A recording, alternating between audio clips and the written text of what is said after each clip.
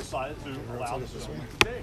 And he and two friends came in one day. Clear. And with our cooperation, we allowed him to dig in that corner, just on the other side of the tall oak tree. And that gentleman was Brian Zinn. And Brian Zinn, who found the Cleveland treasure, was the first guy who literally put a giant shovel in the ground. Legally. As I'm watching him. Oh my God. All right, man, I'm just going to scoot right They're all digging it out. They're digging it out. They're digging it out. Unfortunately, we did not find anything that day except a pop bottle. But it was an old pop bottle, so it was a good day. So we had the old pop bottle. A lot of folks, they look at it and they go, wow, the green picket fence. It's behind a green picket fence. There's a green picket fence. It's behind bending branches. Well, you got Magnolia Avenue running this way, the bending branches, so it might be inside the park. Was it a place that could be easily accessible at night?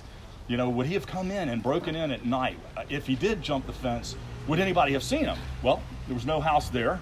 There was no house over there. There's no house back over here, and the hotel had only recently expanded. So he could have pretty much done what he wanted. And what we didn't like a whole lot of folks to know was that on the north side of the property, on the other side of the parking lot, there was a bamboo thicket from the far east to the far west of the property, and it was all dirt lot. And there was a road, literally, that you could go in. It was for police, it was for fire, and it was for lazy people who worked here, of which I have to admit at the time I was in my teens, I was one of them, and we would come in that way because you didn't have to get out and do the combination on the gate and come in. So you had all this bamboo, which some people believed is tall grass, over the tall grass, but we also had bamboo over there, we had bamboo over there, we had bamboo out near the water, we had bamboo everywhere. So you got to kind of figure out what that's all about. There's a group called the Wiki.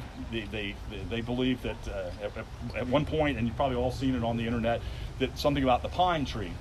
Pine tree at the time is probably the tallest tree that we had in the park. It's about 100 something years old.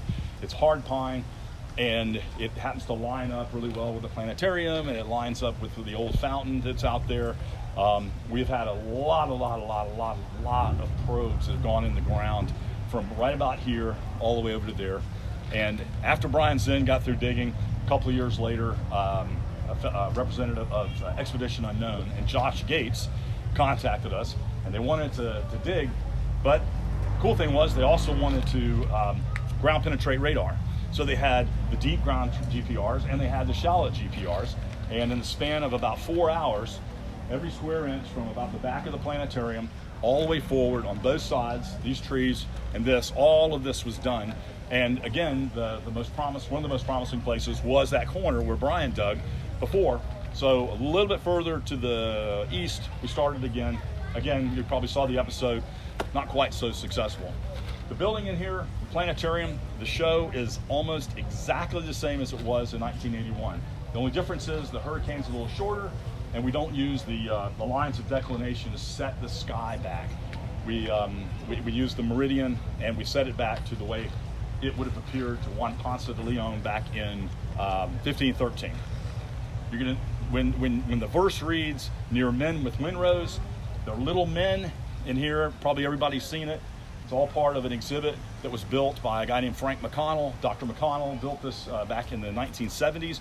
It was here in 1981, and it is exactly where it was, the way that it was in 1981. Same thing with the compass rose on the right-hand side. That exhibit is exactly as it was back in 1981. Again, the show was like it was in 81. Paint was different, the floor is different, all that's different, and so that really hasn't changed very much. There are other references that folks, base of a tall tree. There are a lot of tall trees here, so that's something that is left to your interpretation. We've had numerous trees fall, and I will tell you that some of the largest have been around this planetarium right there with whatever that thing is. Bird of Paradise, I don't know. It's a big floppy-eared thing. Anyway, that's real technical there. So there's a giant oak tree there. There's a giant oak tree over here. There's a giant oak tree over there. They've all come down. You can see that these are about to die. These are going to come down. And one of the biggest trees we had is there's a gentleman over here with a white shirt standing next to a lady in a red sweater. On the other side, there was an enormous oak tree that seemed to touch the sky. And when it fell, the roots got exposed, enormous. It took out about 6 feet of that wall. And again, there's been speculation as to, well, you know, Byron would have put something next to a man-made structure because the ground would have been disturbed. He never would have put something in an unman-made structure. Again, that's to your interpretation. I don't know, but I can tell you those trees are gone. And on the globe on both sides, I should have said it while I was standing there on the fountain, but on each side of the globe, there was a cedar tree, bigger around than whoever the tallest person is here. If we were to hold hands, that's how big the base was. There and there, they both snapped during Hurricane Irma, and that was a bad thing. We lost 81 tons of trees in Hurricane Matthew. We lost about 30 something in Hurricane Irma. So they would have gone in here. My dad would have done the show. Would have seen all this kind of stuff. Maybe he's thinking. So where do we go now? So you have to use your imagination on this one because the trees took out a whole exhibit. Yep.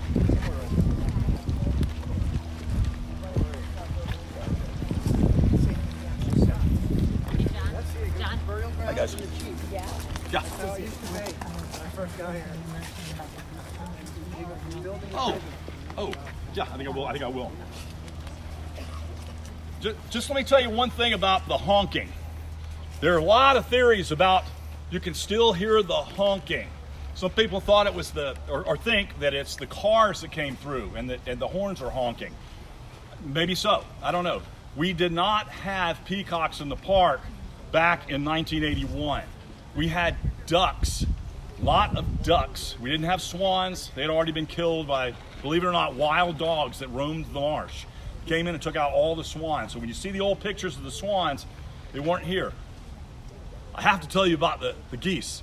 My father, in '81, when we took this place back over, was working as a tennis professional north of town. In addition to being a tennis professional, he and a friend of his raised birds from eggs. So you had turkeys, you had quail, and you had geese.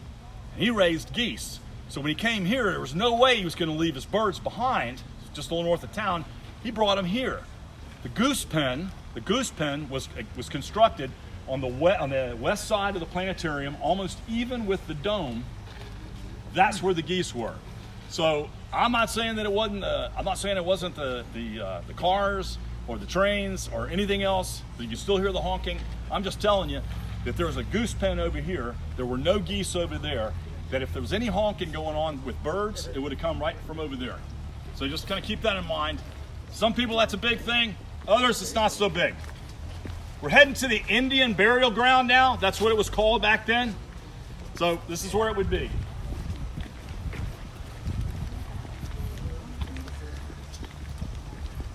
And for our viewers, it's also fun to know that Byron Price wrote in one of his books wrote the ducks honk. So he thinks the ducks honk. Oh, honk. Oh, I did not know that. Yes, in one of his books, he describes an area and he says the ducks honking. This is really cool.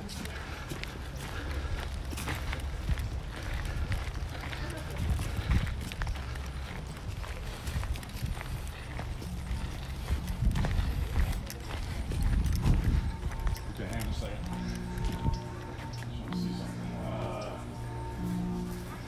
Oh, here it goes. Okay. All right. Okay, just want to make sure we had a photograph before we got in there.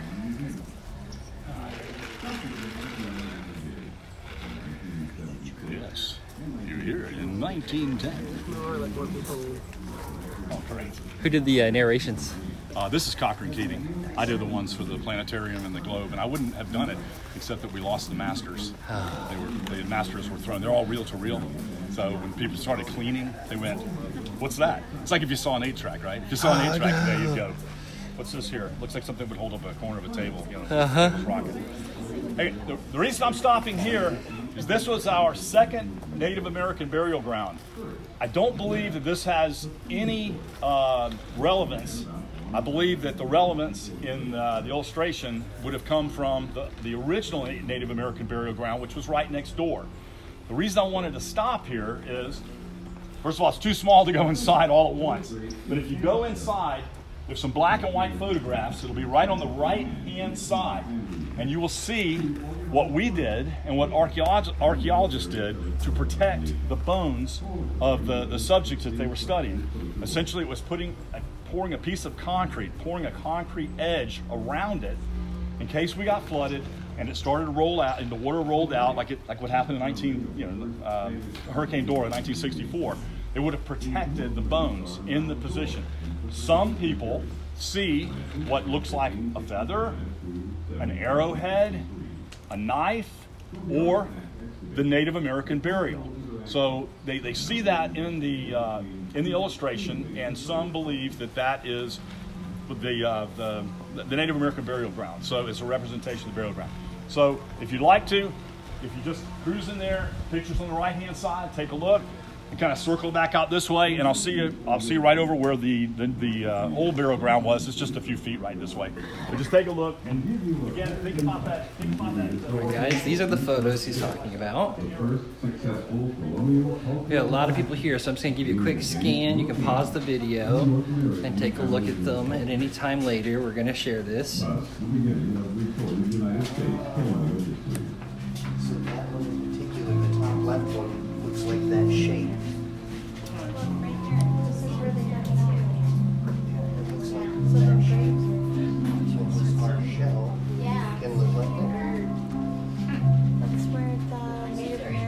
These were the photos he wanted to make sure were here before we came in and he talked. All right, we'll head out and let everybody take a look. Yeah.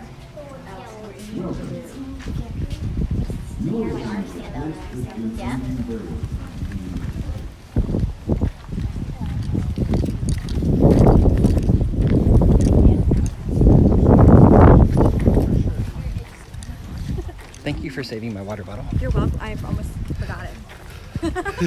Just FYI. That's okay, I clearly forgot it. Well, that makes two of us.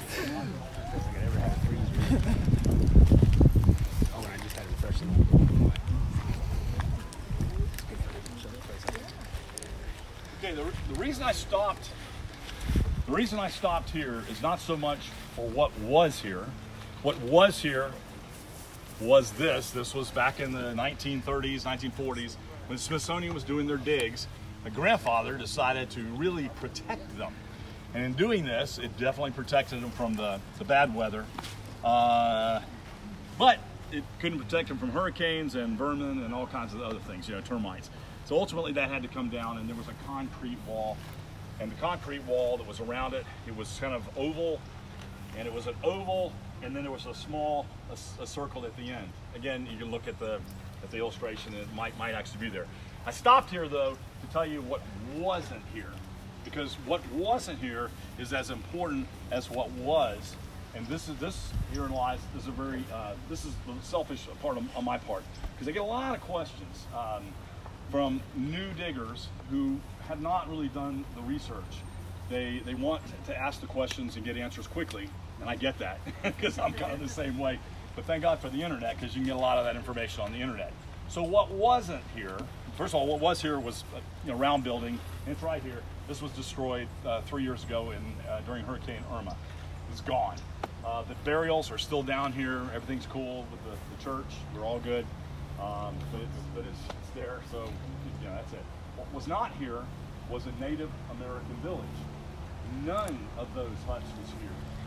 The recreation of the first Christian mission church, which was over here, was Franciscan mission. That was not here. There was a duck pond that was there, and the ducks were there, and there was an island in the center of the thing. And you can still, on eBay, you can see the maps that'll show that to you. There were no grounds exhibits. So when you see the black drink, it wasn't here. So you see the wall with the Spanish bayonets, wasn't here. The coquina exhibit over there, it wasn't here. These rocks, this landscaping timbers, those landscaping timbers, they weren't here. The only thing that was here were the Tinahonies, the chains, the cannons, and I realize that's not a good plural, but cannons, we're gonna put it there. The Native American statue, Chief Ariba, almost exactly the way it is today. He's painted today. Back then he was, I don't know what he was. He was brown, but I don't know if that was paint or bronze or what is. I really don't know. But, and then of course the big cannons, the picket fences were everywhere. All the picket fences were green. There were no white picket fences. There were no brown picket fences. We have a few brown ones today, and that was it. So they were there. There was no picnic area over here. all of the exhibits that you see out in the field, none of them were there.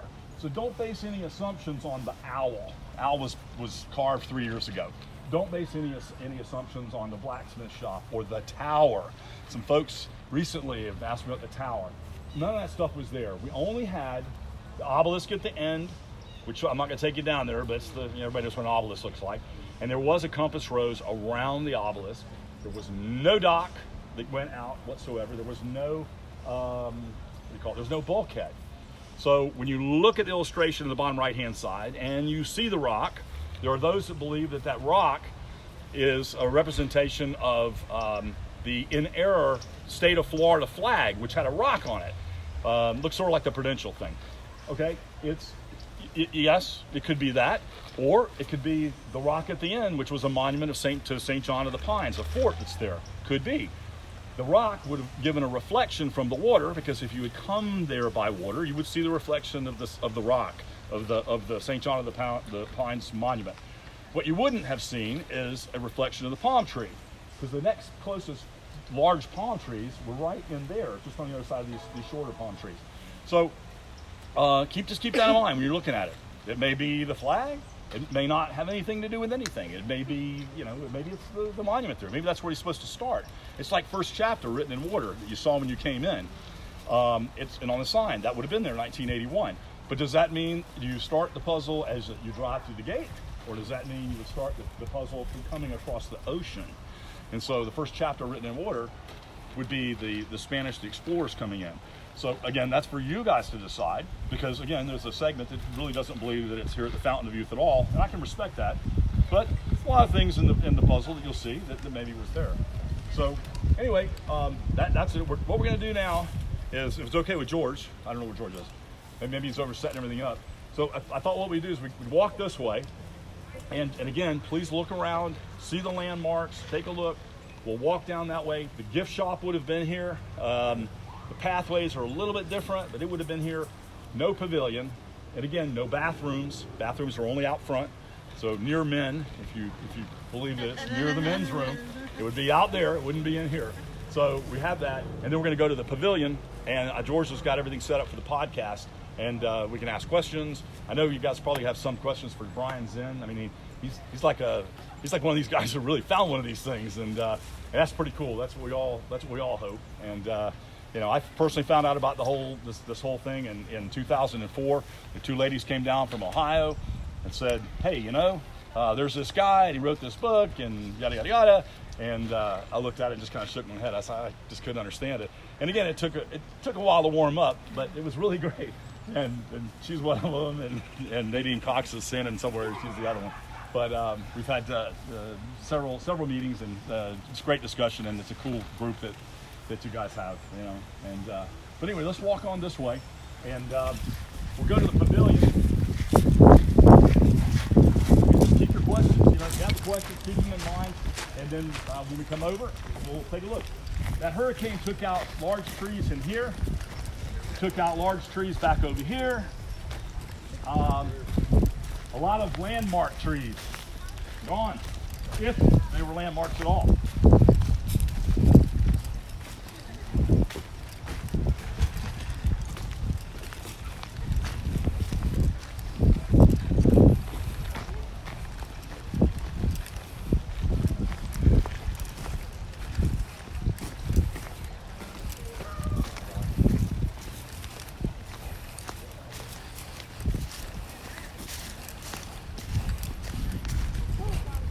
Good afternoon, sir. How are you? How are you? 2 thumbs up. Better than 1. All right.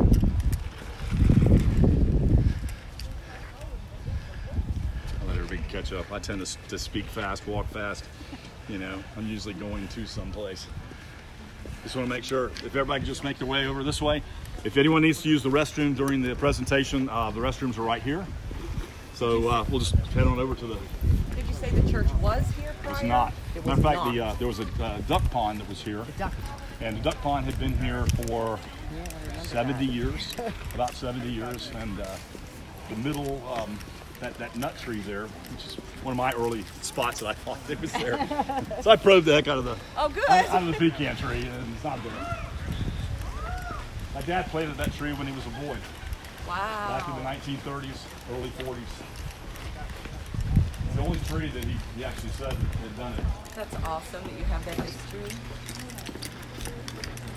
George, what's up, guys? Hey, how you doing? Fantastic. All right. John and Brian. Where you want? Perfect. Can we send Destiny to grab that cast? Destiny? Yeah, my stepdaughter. Yeah. Or do you want to go grab No, it? that's okay. Right. You know where it's top, top right hand side. Hey, how about, let me ask Derek. Okay. And what does it look like? It's a cooler. Okay, okay. Hey, Just Derek. sitting on that table. So I'm gonna go ahead and end this, Or you can keep it going. or keep it going. Do we have a tripod? Guys, you can sit in the front row. It's not reserved. What's up?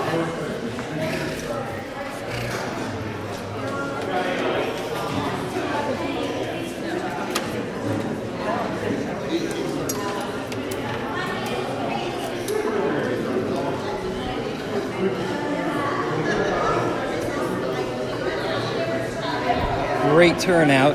So if you're watching this later, thank you everybody for coming out. We really, really appreciate it. Well, that's interesting. Somebody's logged into Brian Zinn's account watching. And there's Brian right there. That's funny. Hey, as everybody funnels in, I just want to let everyone know that if anyone needs to use the restrooms are directly behind the building, in that building over there.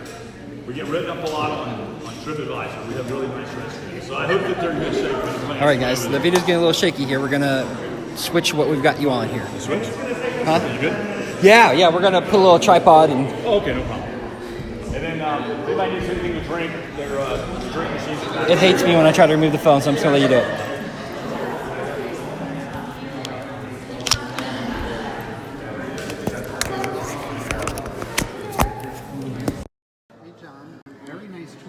Thank you. It's the most difficult part is trying to cater it to an interest. And you did it without a microphone. Yeah, try to. Yeah, I'll pay for it tomorrow. Do we want You're on the end, Brian and John, whichever one you guys want, whichever chair you want to steal. Check You this guys out. in the middle. Do you want to... Yeah. Oh yeah. We want to film... I'm serious. Away from you. Oh no. Please. You want to film us? I've been here since I just figured they '75. want to see the other answer. What am I gonna do? The guy's actually fun. John. Hey. Found him in. Hey. Oh, I'm glad All right, you- well, somehow we got turned around, so here we go. It was good. A little late. Don't worry about it, man. It's all good. I didn't actually know what time. I think that will get you guys. Oh, sorry You about had that. just told me the afternoon. Yeah, I'm sorry about that. There was a parade in Callahan, And a parade here. and plus US 1 they're repaving. So. Yeah. There's a worker that's going to get. Well, I'm glad you made it. Because the podcast itself hasn't started. I just gave a tour and kind of showed the folks the buildings and explained a few series and that sort of thing. So, anyway. A few minutes afterwards, maybe. But yeah, you already. I don't know. Maybe. I don't know. For a chat. Maybe. I mean, really, there's like 4 or 5 other people that George, have already you're gonna said have to the same fill the thing, questions, and they but want I to take a can't chance. I don't know how long it's going to take. I'm hoping that we'll talk about a number of things that'll answer a lot of questions. Thank you. That's cool. I want to put that here. Well, you know what mine is. Yep.